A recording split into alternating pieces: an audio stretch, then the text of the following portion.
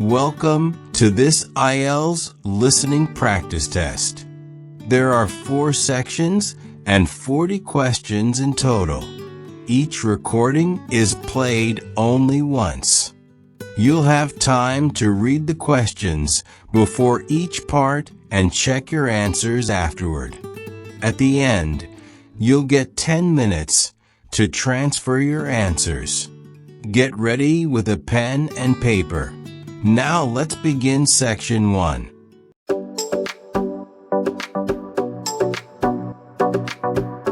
Section 1. You will hear a conversation in an international airport between a newly arrived student, Jenny Lee, and an agent at the lost luggage counter. First, you have some time to look at questions 1 to 4.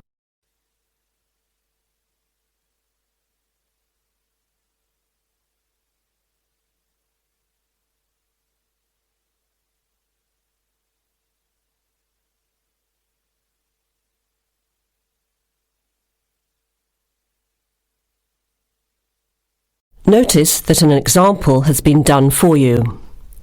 This time only, the conversation relating to the example will be played first. Okay, who's next, please? I think I am. How can I help you? I just came in on flight 372 from Singapore at 11:30 and my luggage hasn't arrived. I've been waiting at the baggage claim for about half an hour now and everything seems to have come off the plane. The conveyor belt has stopped and all the passengers have gone. So I came here to find out what has happened to my bag. The time now is 12 o'clock, so letter C has been circled. Now let's begin. Answer the questions as you listen. You will hear the recording once only. Listen carefully to the conversation and answer questions 1 to 4.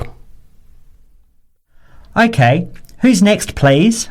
I think I am. How can I help you? I just came in on flight 372 from Singapore at 11:30 and my luggage hasn't arrived. I've been waiting at the baggage claim for about half an hour now and everything seems to have come off the plane. The conveyor belt has stopped and all the passengers have gone. So I came here to find out what has happened to my bag. Can I see your ticket, please? Here it is. So you came from Hong Kong today and changed planes in Singapore, right? Yes, the connection in Singapore was a tight one. The plane got in late and I had to rush to get to the next flight. That's the problem right there. There wasn't enough time to get your bags onto the connecting flight. Normally Singapore Airport is very efficient. Now, I need you to fill in these forms. Your name? Jenny Lee. Address? I guess you want my address here. I'm staying with relatives. Just a minute, I'll have to look it up. It looks like 583. No, it's 533 East 67th Street in Riverside. Do you have the phone number there? Yes, I do. It's 9301 4269. So you came in on Qantas flight 392. Do you know the number of the flight out of Hong Kong? Let me see. I think it was Cathay Pacific 900 or something. Oh yes, it says here, CX912. Before you hear the rest of the conversation, you have some time to look at questions 5 to 10.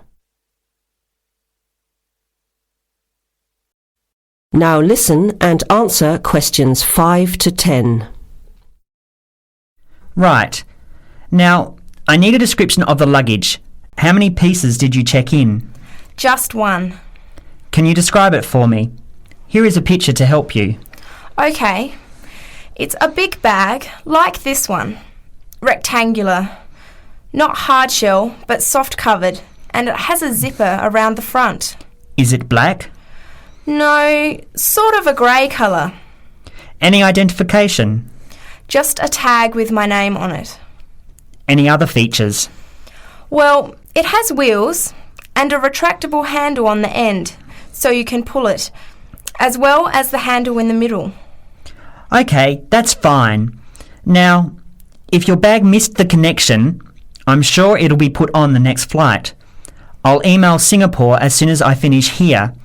The next flight comes in at 17:50. That's 10 to 6 this evening. You can pick it up then. 10 to 6? That's too long to wait. Can I get my uncle to pick up the bag on his way home from work? Sorry, you have to be here yourself to clear customs. Of course, I almost forgot. Will the bag come here, to this desk? Yes. You pick it up here, then take it over to the customs area. By the way, don't forget to bring your passport. You will also need to have the key plus your ticket with a baggage claim number on it. Oh, okay. Guess I'll have to come back tomorrow then. It's lucky I packed everything I need for now in my carry-on bag. Yes, that's always a good idea. Be prepared. That is the end of section 1. You have half a minute to check your answers.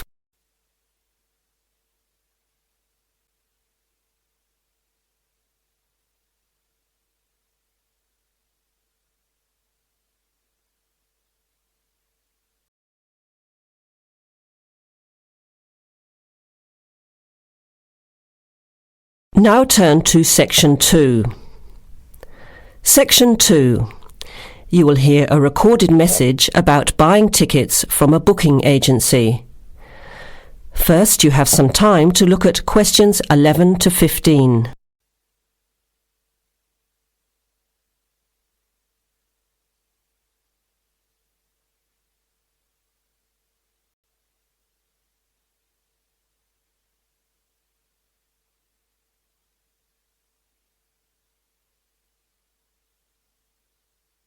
Thank you for calling ATS Advanced Ticketing System, the call system for all your entertainment needs. Our automated telephone service is designed to answer your questions quickly and easily. The ATS office in the Regency Theatre is open Monday to Thursdays from 10 a.m. till 5 p.m. and on Friday and Saturday till 8 p.m. For online bookings and detailed program listings, check our website at www.atstix.com.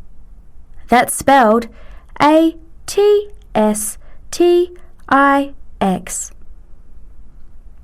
Please listen to the choices available. You may press your choice as soon as you hear it to get more information.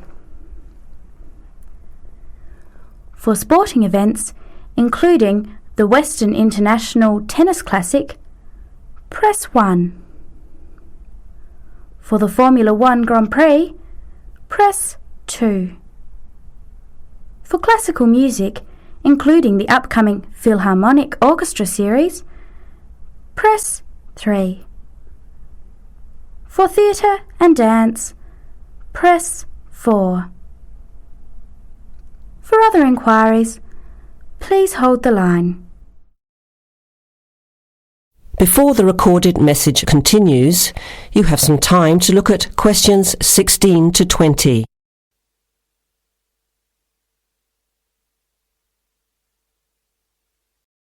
Now, as the message continues, answer questions 16 to 20. Ticket prices for the Formula 1 Grand Prix on the 10th until the 14th of March are as follows. General admission. Thursday, $27. Concession, $10. Friday, $37.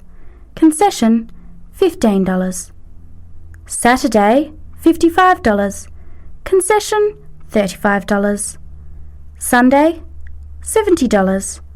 Concession, $65.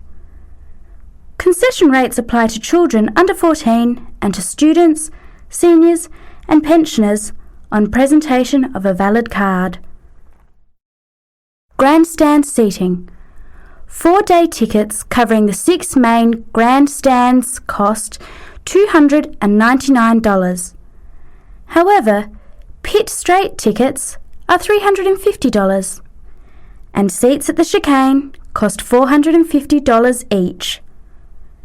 Children under 3 are admitted free to the general admissions area, and children under 14 are eligible for concession prices.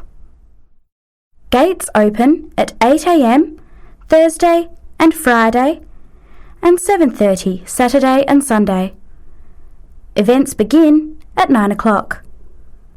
Alcohol, ice boxes, cans, bottles and animals are not allowed on site. There are no refunds or exchanges. On each ticket, a $2.50 booking fee applies. To make a booking, you must have a valid credit card. To listen again, press 1. To make a booking or to talk to a ticket agent, press 2. Your call is in our queue. You can expect to wait about 3 minutes. That is the end of section 2. You have half a minute to check your answers.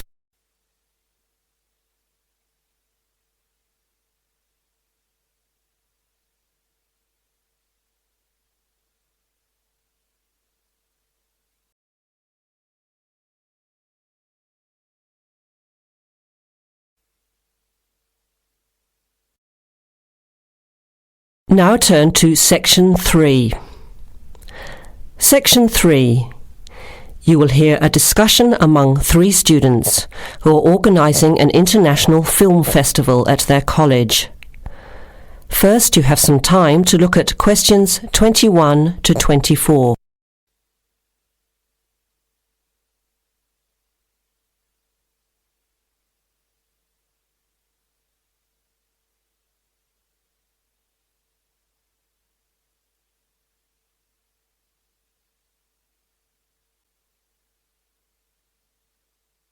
Now listen carefully to the first part of the discussion and answer questions 21 to 24. Thanks for coming to this meeting on such short notice, Anna and Veronica. It looks like we have just become the organising committee for this year's International Film Festival. We've all just met, so perhaps we should start by an introduction with a bit of background from each of us. Okay, I'm Anna. I finished 3 years of a languages degree in Sweden, where I come from. This year I decided to study overseas to get to know a different part of the world. I'm also a big fan of European cinema, especially French and Italian. Those are the languages I majored in along with English. To me, film is a great way to learn about the rest of the world. I was in the film club at my university, so when I saw the notice asking for volunteers, I thought it would be a good way to meet people and get involved in something I really enjoy. Thanks, Anna. My name is Veronica and I come from Italy. I'm doing graduate studies in English literature. I went to some of the films in the festival last year and enjoyed them. I especially liked the video interviews. That was when I decided to get involved. I used to do film reviews for our student newspaper back home. Hi, I'm Chris from Scotland and I'm in 4th year journalism. Cinema is my hobby. Last year I joined the organising committee just like you have now, and somehow this year I've ended up in charge. I'm actually able to use my coordinating work on the festival towards a credit for one of my courses. I have to write up a report on the festival with recommendations, so that's an extra motivation for me. So I hope this is going to be a good experience for us all. Okay, where would you like to start? How about a general overview of the festival? I don't really know much about it. Well, the film festival was started by International Student Society 5 years ago and has grown every year. It is held over 4 nights during study break, Wednesday to Saturday. Normally we show 3 films a night. Last year we tried to choose films from different parts of the world that fit together in some way, maybe a similar theme. Or we could feature a type of film like action films or science fiction. Now you have some time to look at questions 25 to 30.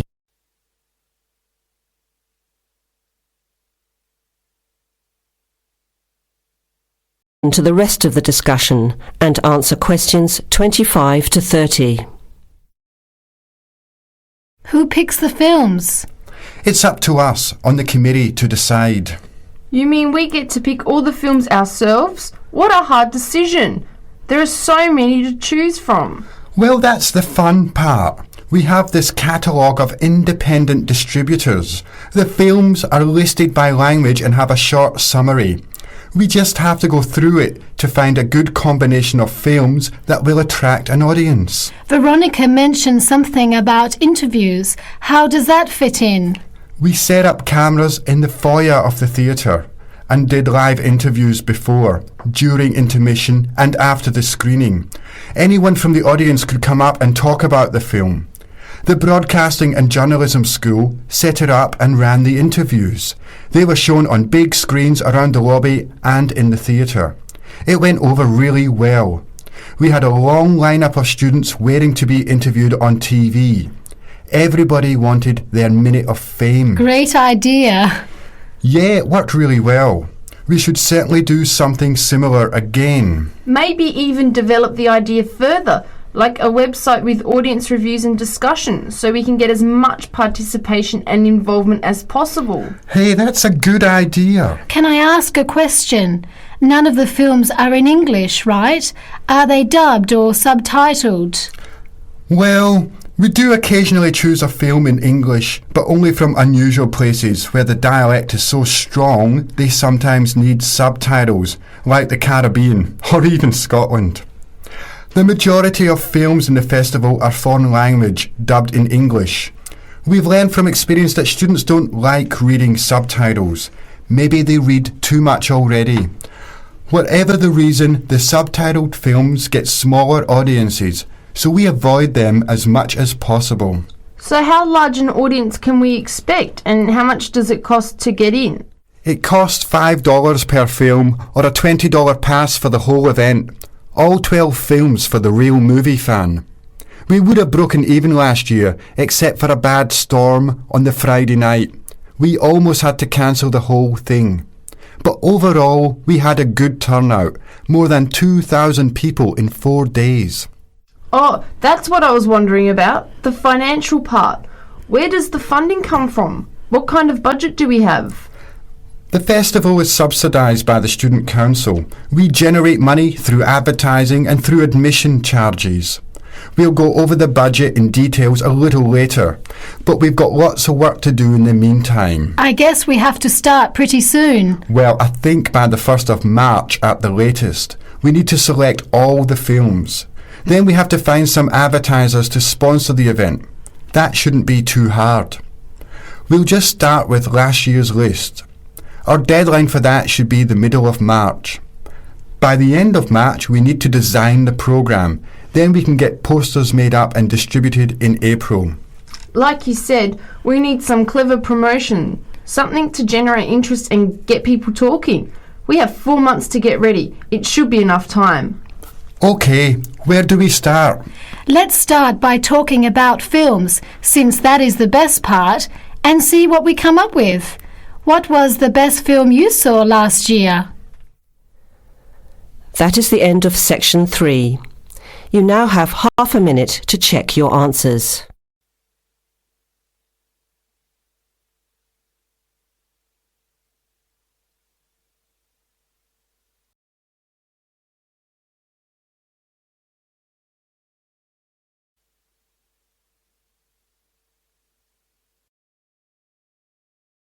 Now turn to section 4. Section 4. You will hear a talk given by a lecturer to a group of civil engineering students on the reed bed system for sewage treatment. Before you hear the talk, you have some time to look at questions 31 to 34.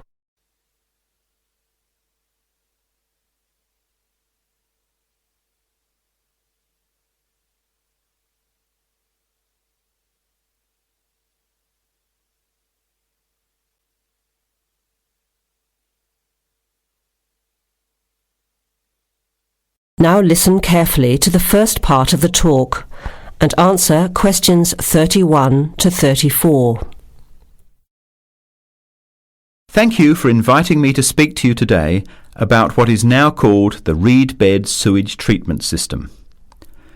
This system uses naturally occurring reeds to treat domestic and industrial waste.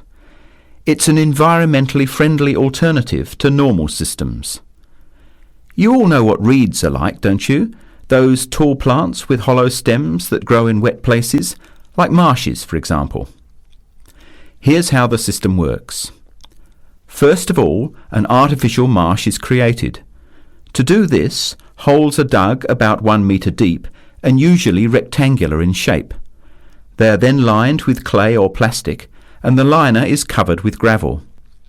After that, a system of tubing is laid, with holes in it, and more gravel is added to cover that. Finally, reeds are planted in the bed. The sewage is brought to settling tanks. From there, it is distributed to the roots of the reeds through the tubing. Note that the waste material enters the beds underground and remains underground. The reeds conduct oxygen very efficiently through their stems to the roots system. Here, bacteria work to reduce the waste material to basic elements.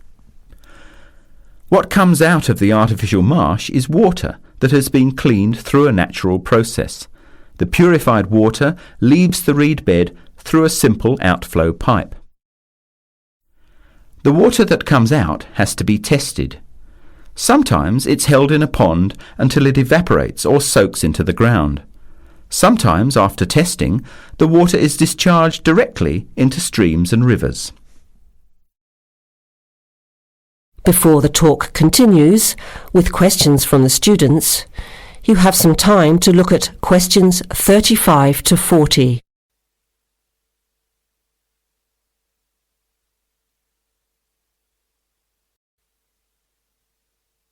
Now, as the talk continues, answer questions 35 to 40.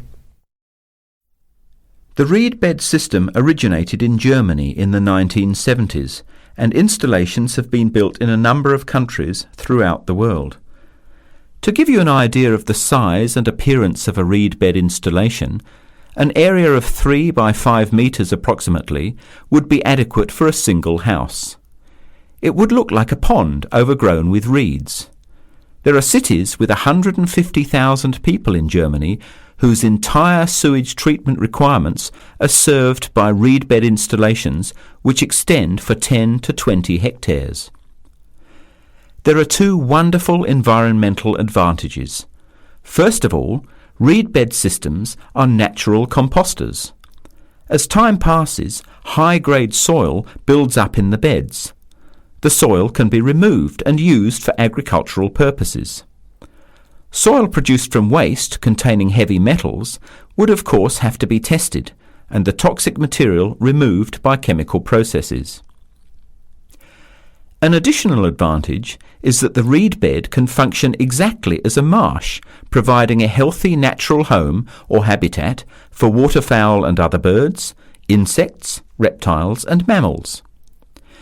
But there are practical advantages to a reed bed system over existing sewage treatment plants as well.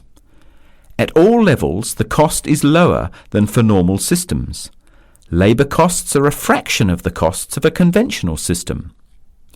Typically, a large-scale reed bed installation will cost 10% less than a mechanical system. They require little maintenance, and unlike mechanical systems, the efficiency of reed beds increases over time. But before we go any further, you must have some questions. Maybe this sounds too good to be true. That's exactly what I wanted to ask. If these systems have so many benefits, why aren't they more popular? Why don't we see them everywhere? As I said, the technology is now almost 40 years old. Demonstration projects of all types have been built and monitored and are slowly convincing regulators of the advantages of the system. But you have to understand that regulating authorities are by nature conservative and resist change. Typically, there's a lot of opposition to these systems by manufacturers and by everyone involved in maintaining the conventional systems. Reed bed systems require fewer staff to operate, so there would be a decline in the workforce. Therefore, unions would resist the change as well. What happens to reed beds in winter? Does the efficiency decrease? The above-ground part of the plants die back in cold weather, but the roots remain alive and active, and the system continues to work just as effectively in winter. As soon as the weather warms up, new reeds appear and grow quickly. Is there a problem with mosquitoes in these ponds? Well, they're not exactly ponds with standing water. The beds look more like a field covered with long grass. The soil is moist, but not like a swamp, so there would be no more mosquitoes than in any other field. Remember, the effluent enters the beds underground and remains underground. OK, let's get into some of the technical details now, and I'll answer questions as they come up. That is the end of section 4. You will now have half a minute to check your answers.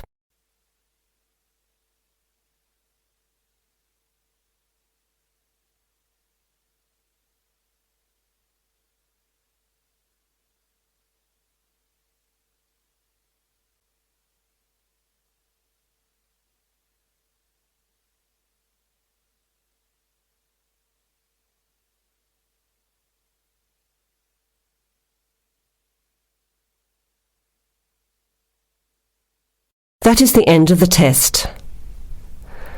Now check your score, but don't forget to review the section in the book on how to improve your vocabulary and listening skills.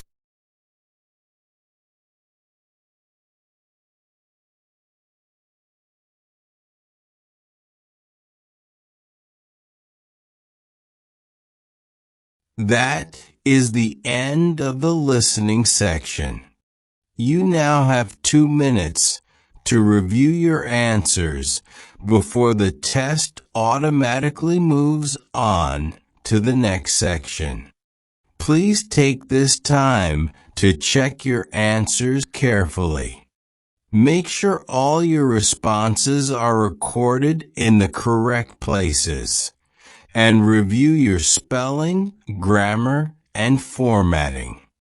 Once the time is up, the system will take you directly to the reading section. Please remain seated and stay focused. The next section will begin shortly.